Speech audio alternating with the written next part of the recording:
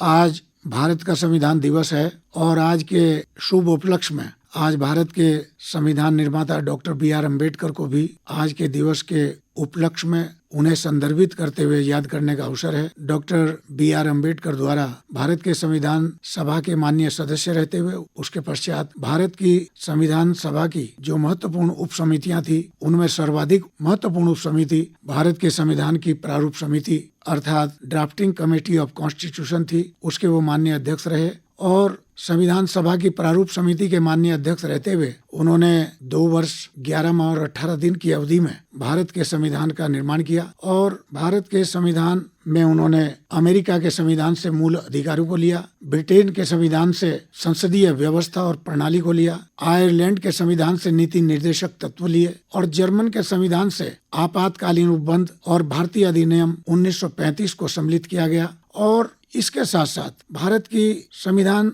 की मुख्य विशेषताएं हमारे देश के संदर्भ में और बल्कि हमें यह कहना होगा कि दुनिया के संदर्भ में जो मानवाधिकार हैं उसमें उनको सम्मिलित किया गया है। भारतीय नारी और विश्व नारी को संदर्भित करते हुए भारत के संविधान में भारतीय दायरे में भारतीय नारी के सर्वांगीण विकास को प्राथमिकता दी गई है। युवा कल्याण और अछूतोद्धार को उसमें प्रमुखता से सामाजिक समरसता को स्थापित करते हुए उसमें स्थान दिया गया है। हमारे अनुच्छेद 14 से लेकर के अनुच्छेद 30 तक हमारे मौलिक अधिकारों जिनमें शिक्षा का अधिकार, समरसता का अधिकार और धार्मिक व्यवस्थाओं का अधिकार और हमारे आर्थिक और आगे बढ़ने के अधिकार सम्मिलित किए गए हैं। और इसके साथ साथ भारतीय लोकतंत्र को उसमें स्थापित करते हुए हर व्यक्ति को स्वतंत्रता का, आजादी का लाभ मिल सके, वो आगे बढ़ सकें सामाजिक क्षेत्र में, धार्मिक क्षेत्र में, आर्थिक क्षेत्र में और राजनीतिक अवसरों को प्राप्त करते हुए वो भारत के मूल नागरिक की उन सारी लाभकारी योजनाओं का जो व्यक्ति के और समाज के सर्वांगीण विकास के लिए आवश्यक हैं और किसी राष्ट्र को मजबूती देने के लिए भी आवश्यक हैं, उनका लाभार्जन वो प्राप्त कर सकें। ये व्यवस्थाएं भी हमारे भारतीय संविधान में दर्ज की गई हैं। यही नहीं, समय समय पर हमारे यहाँ हम देखते हैं कि 100 से अधिक संशोधन अब तक अमल में लाए जा चुके हैं और अभी बीच में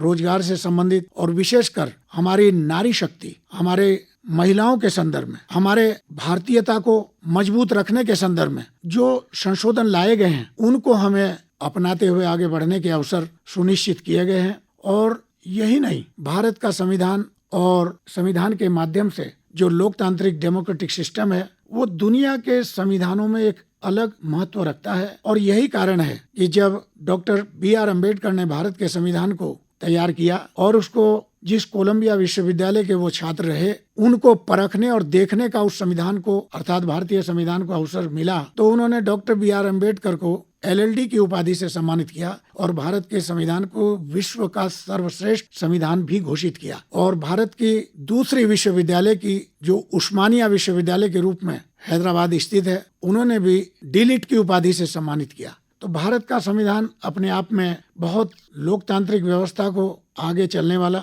लोकतांत्रिक व्यवस्था को स्थापित रखते हुए सर्वांगीण विकास भारत के हर नागरिक का संविधान के माध्यम से हो सके, यही प्रयास और यही मान्यताएं और यही स्थापित हमारे विधि विधान संविधान के माध्यम से स्थापित है। तो आज के दिवस पर हमें यह कहना होगा कि हम अपने दायित्वों का निर्वहन जहां मूल अधिकारों के साथ करते हैं तो उनको गंभीरता से लें। अर्थात अनुच्छेद 51 क हमें यह याद दिलाता है कि भारत के मूल नागरिक के रूप में, जिम्मेदार नागरिक के रूप में हमारे देश के राष्ट्रीय ध्वज, भारत के संविधान और भारत में जो मान्यताएं भारतीय संविधान में दर्ज हैं उनको मानकर हम चलें। ये अनुच्छेद 51 हमें निर्देशित करता है, इस जिम्मेदारी का निर्वहन करने का आदेश देता है और 51 क को हमने उतना ही सम्मान पूर्वक अंगीकार करना है जिम्मेदारी के रूप में जितना कि हम मूल अधिकारों को अनुच्छेद 14 से लेकर 30 तक हम करते हैं। हमारे देश के संविधान में व्यवस्था दी गई है। महामहिम राष्ट्रपति जी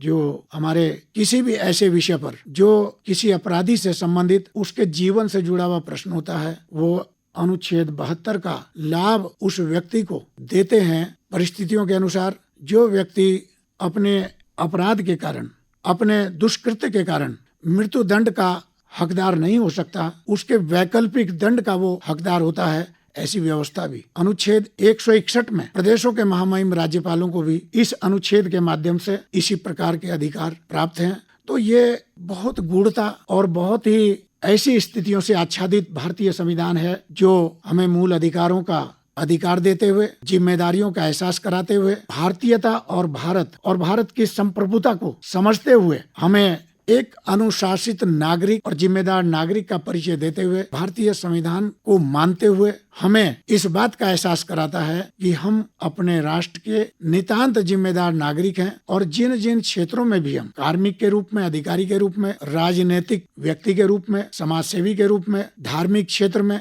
और किसी भी क्षेत्र में यदि हम कार्यरत हैं तो हम यह कदाचित न भूलें कि हम भारत के एक जिम्मेदार नागरिक हैं और भारत का संविधान हमें अनुशासित होने का भी निर्देश देता है। मूल अधिकारों के साथ साथ हमें एक जिम्मेदार नागरिक होने का भी एहसास रखने की जिम्मेदारी देता है। भारत का संविधान हमें देश और दुनिया में एक महत्वपूर्ण जिम्मेदारी का एहसास भी कराता है। यह भी हमें कदाचित नहीं भूलना चाहिए। आज के दौर में, वर्तमान परिप्रेक्ष्य में भारतीय संविधान को हमें प्राथमिकता से मानना है, भारतीय संविधान की सीमाओं को गंभीरता से लेकर चलना है और भारत की एकता, अखंडता और संप्रभुता हर कीमत पर बनी रहे, वह भंग न हो और अखंड भारत किसी भी कीमत पर अखंड बना रहे। यह हमारी नैतिकता भी है, हमारी संवैधानिक जिम्मेदारी भी है, हमारी विधिक जिम्मेदारी भी है और हमारी भारत के महत्वपूर्ण और एक जिम्मेदार नागरिक के रूप में जिम्मेदारी भी है। तो इन सब बातों का ध्यान रखते हुए आज हमें संविधान दिवस पर, जो इसको संविधान दिवस आज की तिथि को इसीलिए कहा गया कि इस दिन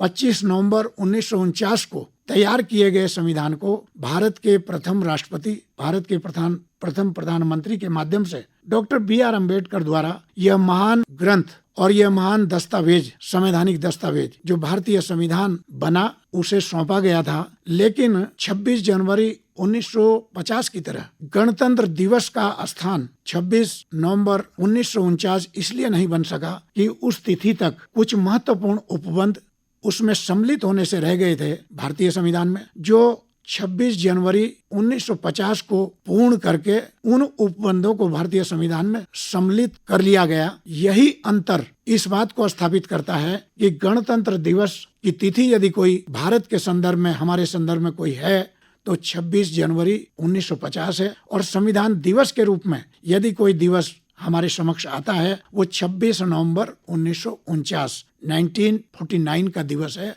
तो आज हम अपने भारतवासियों को संविधान दिवस के इस स्मरण किए जाने वाले शुभ अवसर पर ढेर सारी आपको शुभकामनाएं और भारत आगे बढ़ता रहे। भारत की एकता और अखंडता जिस प्रकार भारत के माननीय प्रधानमंत्री नरेंद्र मोदी जी आगे लेकर चल रहे हैं और भारत विश्व में एक महत्वपूर्ण महाशक्ति के रूप में उभर कर आ रहा है, यह हमारा मार्ग प्रशस्त होकर आगे बढ़ता रहे, किसी भी कीमत पर कमजोर न हो। भारत का संविधान सदैव जिंदाबाद रहे और भारत जिंदाबाद रहे। यही शुभकामनाएं आपको आज के दिवस पर प्रेषित करना हम अपना कर्तव्य समझते हैं।